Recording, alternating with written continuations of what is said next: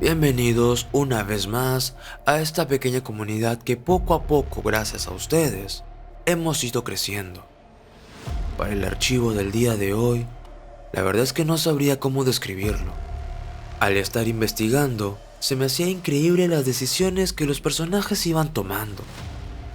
Pese a que he leído muchos casos increíblemente tristes y desgarradores, no me dejo de sorprender por lo fríos e inconscientes que podemos ser a veces.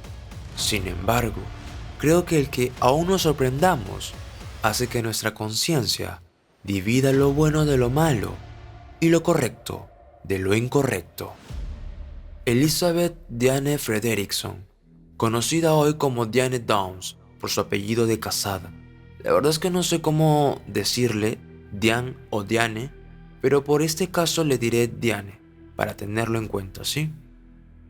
Nació el 7 de agosto de 1955 en Phoenix, Arizona, Estados Unidos. Atravesó una infancia sumamente traumática, por lo que apenas pudo en la adolescencia, se puso de novia con su compañero Steve Downs.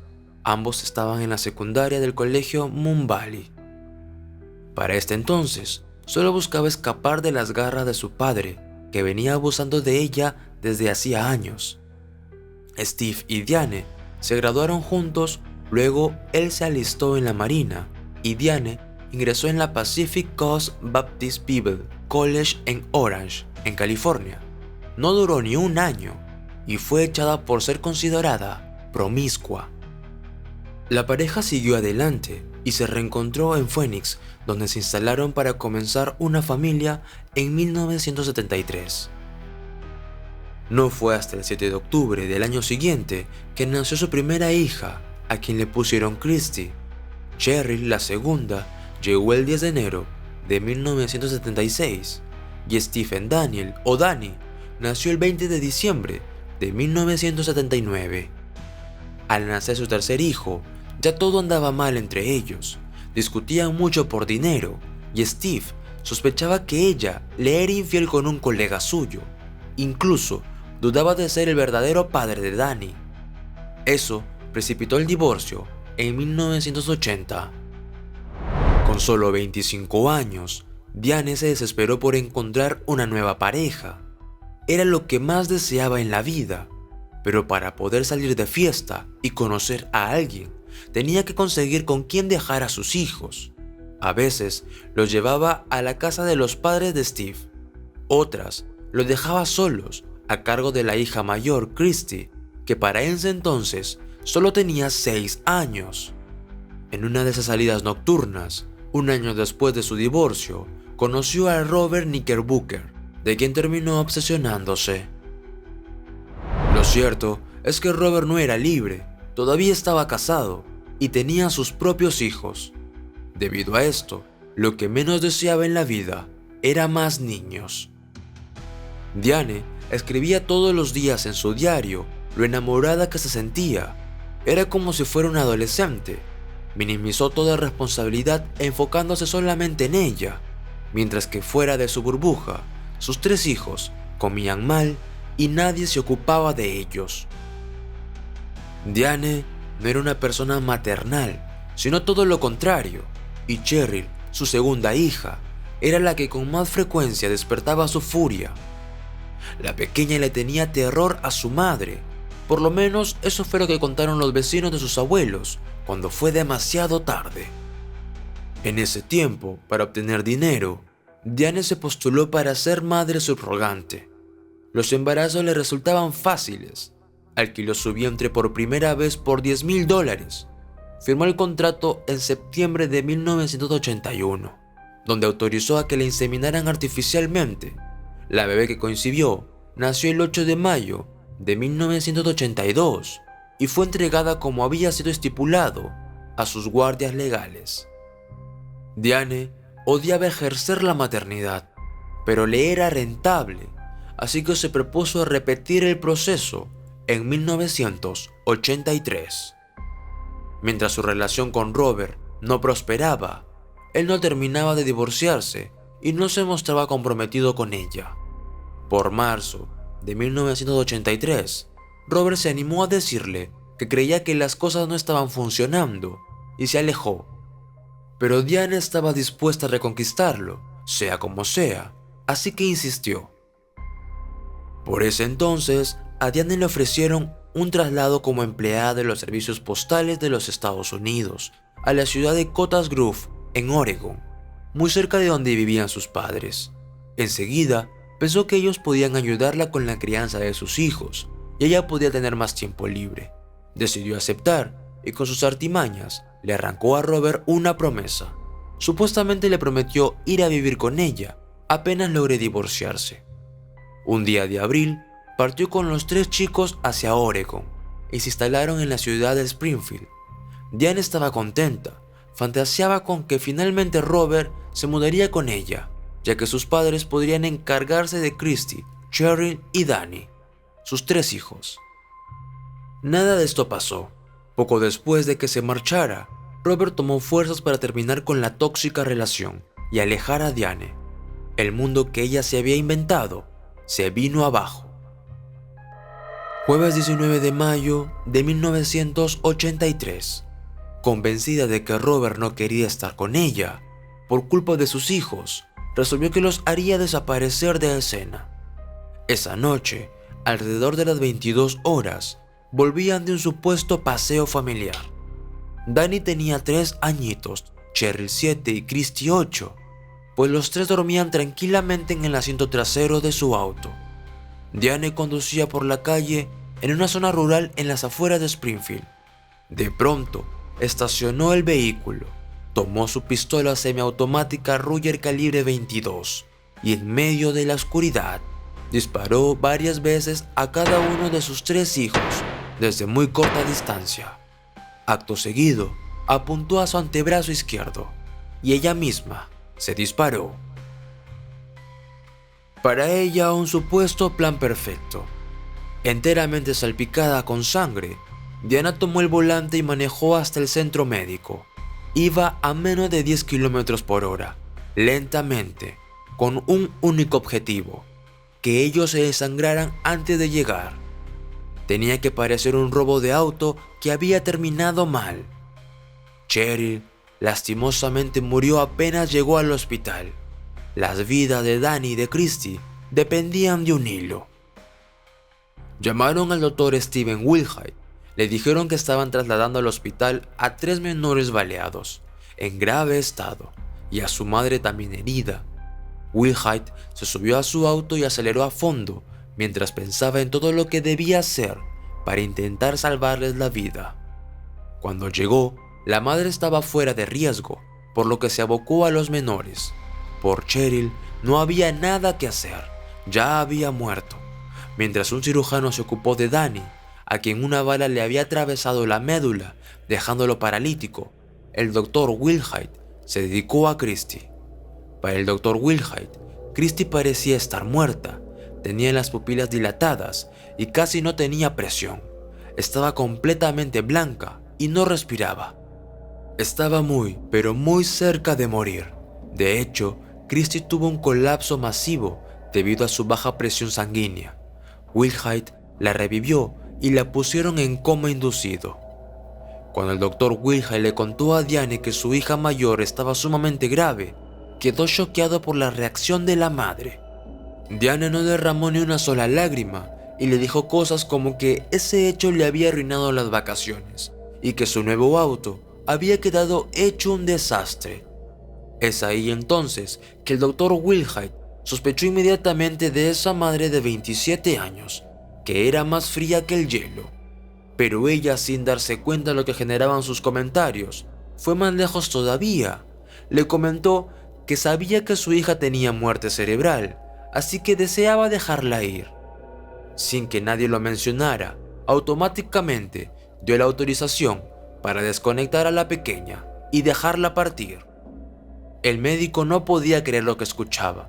Le respondió que no haría eso de ninguna manera, porque ella estaba resistiendo. El doctor se negó por completo. Wilhite no necesitaba que un detective se lo dijera. Esa mujer se comportaba como la culpable. Él y el otro cirujano se preocuparon por la actitud de esta madre y dieron intervención a la justicia para obtener un permiso para hacer todo lo que necesitaran para salvar la vida de estos dos pequeños. Al ser entrevistada por la policía sobre lo que había pasado esa noche, Diane dijo que había salido con sus hijos para visitar a una amiga y que cuando emprendieron la vuelta iban paseando viendo el paisaje, aunque ya tarde y poco había por ver. Un extraño de espesas cejas le hizo señas en el camino para que se detuviera. Paró al costado y le preguntó a ese hombre qué ocurría. El sujeto, según ella, le dijo que quería el auto y los atacó a disparos. Lo primero que hizo la policía esa misma noche fue pasar la información de que podía haber un peligroso personaje armado en el área. Pero la calma de la madre levemente herida ante la tragedia de sus 3 hijos era de lo más sospechosa. Además, ¿por qué el atacante se había ensañado con los chicos cuando ella era la única amenaza para lo que él quería obtener? En los días siguientes, Diane otorgó varias entrevistas a los medios.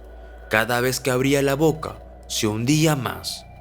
Cuando alguno la señalaba, ella se defendía diciendo que si había sido la culpable, ¿por qué habría llevado a sus hijos al hospital?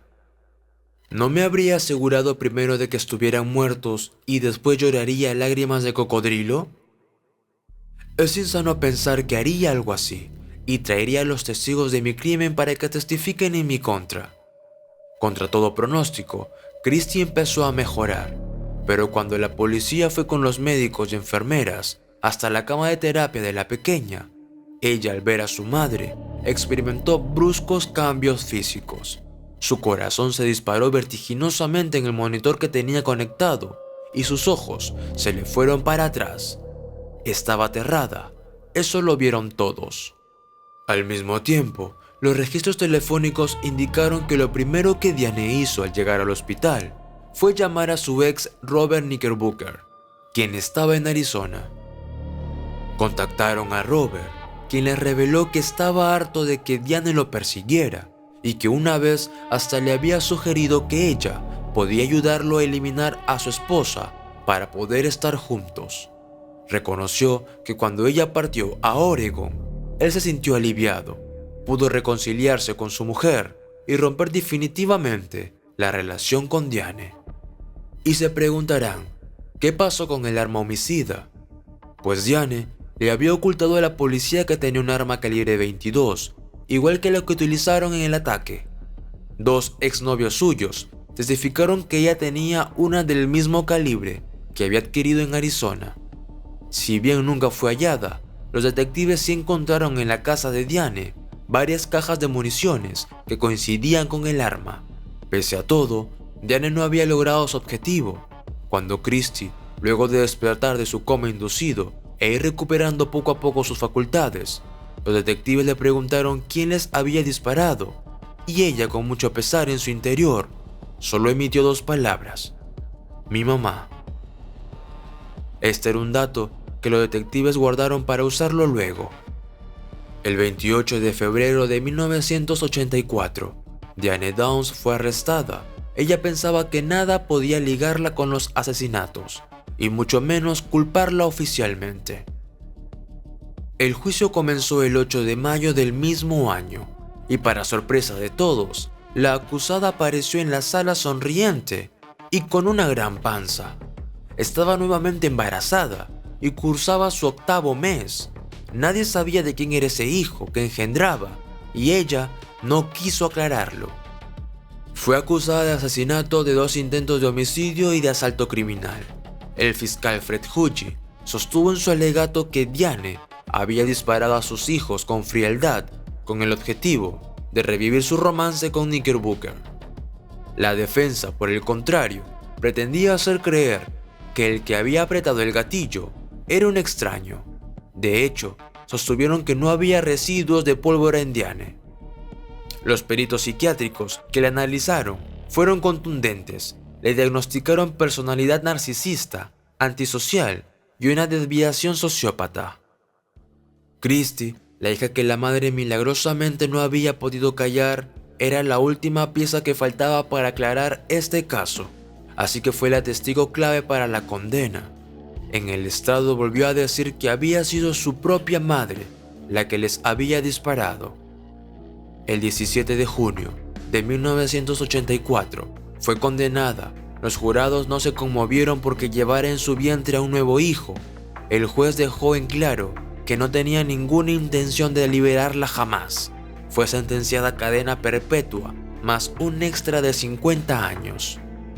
10 días después de su condena, nació su hija Amy Elizabeth, quien quedó a cargo del estado hasta que fue adoptada por una pareja y le cambiaron el nombre. A pesar de que Diane había parido tantas veces, era todo lo contrario a lo que alguien espera de una madre. Pero increíblemente, en medio de tanto horror, hubo una linda noticia. El fiscal Fred Hughes y su mujer, quienes no tenían hijos, se habían ocupado tanto de Christy y de Danny que terminaron pidiendo su adopción, concretándose en 1986. Christy y Danny tuvieron así una familia de verdad que los quiso, los educó lejos de las luminarias de la prensa y de los titulares. Estudiaron, se graduaron y volvieron a creer en la felicidad. Sin embargo, jamás quisieron volver a saber de Diane. Hoy, Christy tiene 50 años y a pesar de haber quedado con dificultades para hablar como consecuencia del ataque de su madre, tiene una vida feliz. Gracias a sus padres adoptivos recobró la paz, se casó y en 2005 tuvo un hijo y luego una hija, a quien llamó Cheryl en memoria de su hermana. Christy disfruta de su extensa familia, pero escogió usar el apellido de su marido y no quiere ser recordada por el siniestro caso. Danny, su hermano menor, ahora de 44, sigue confinado a su silla de ruedas, pero también rehizo su vida. De él solo se sabe que es un experto en computación, no mucho más. El padre biológico de los chicos, Steve Downs, desapareció de escena después del juicio. Se cree que el trauma de los chicos era tan grande que la justicia decidió extraerlos de ese entorno. La historia debió quedar ahí, o bueno, es lo último que se sabe del caso, pero hay un dato curioso ocurrido años atrás. El 11 de julio de 1987, Janet Downs protagonizó una fuga de película. Trepó los 6 metros de la cerca de alambre del centro correccional de Salem, donde estaba recluida, y escapó. Uno de los primeros en enterarse de la huida fue el fiscal Hughes, quien criaba a sus hijos. El matrimonio estaba aterrado de que ella intentara contactarlos o hacerles algo. Ellos vivían solamente a 100 kilómetros de la cárcel. 14 estados la buscaron y finalmente fue recapturada en la casa del marido de una de las reclusas, a pocas cuadras de la cárcel. Le dieron 5 años más de castigo por su huida y a pedido de Fred Hughes la transfirieron a otra cárcel, lejos de ellos. Ya conocían este caso, totalmente sorprendente, y una vez confirmo cómo hay situaciones y hechos de la vida real que parecen sacados de la ficción. A veces estamos tan conscientes de nuestra moral, principios y valores que olvidamos que quienes nos rodean a diario posiblemente no estén igual de conscientes que nosotros, ni tengan los mismos principios. Cuídense siempre y cuiden a quienes dejan entrar a su entorno más cercano. Me despido con un abrazo a la distancia, siempre haciendo este tipo de videos para tomar conciencia y reflexionar. No olvides suscribirte, activar la campana de notificaciones y dar like al video. Nos vemos la próxima semana en un nuevo Archivo Oculto. Hasta la próxima.